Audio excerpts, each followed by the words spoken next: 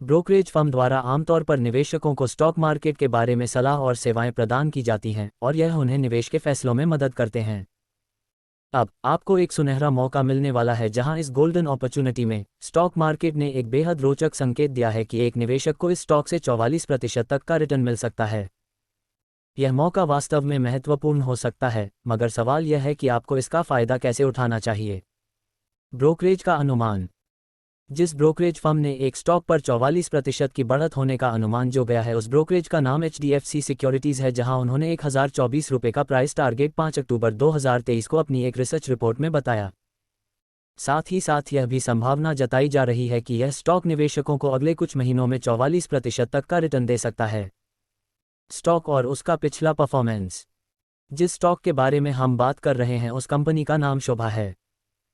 ये stock share market में फिलहाल 715 रुपये के आसपास ट्रेड कर रहा है, वही 5 महीने के अंदर उसने सिर्फ 5% का है रिटर्न दिया है। साथ ही साथ पिछले 6 महीने के डाटा के मुताबिक इसमें लगभग 54% की वृद्धि देखी गई है और करीब 10% की तेजी सिर्फ एक साल के दौरान हुई है।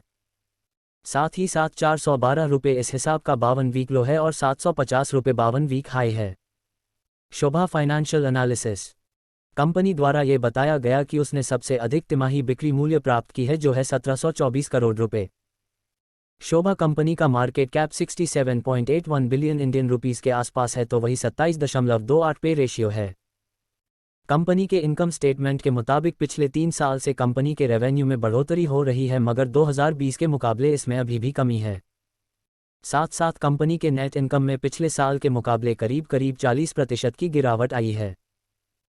वही कंपनी के बैलेंस शीट के मुताबिक कंपनी के एसेट और कंपनी पर कर्ज में 2019 से 2022 तक लगभग स्टेबल रहा है, मगर पिछले साल के मुकाबले 2023 में इसमें बढ़ोतरी हुई है, जहां टोटल एसेट में 9.07% की बढ़त हुई है, तो वहीं कंपनी पर कर्ज में 10.69% की बढ़ोतरी हुई है।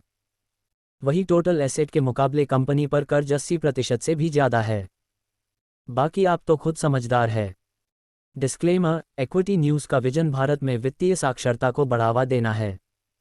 हम जो सामग्री पोस्ट करते हैं वह विशुद्ध रूप से शिक्षा और मनोरंजन के उद्देश्य से है।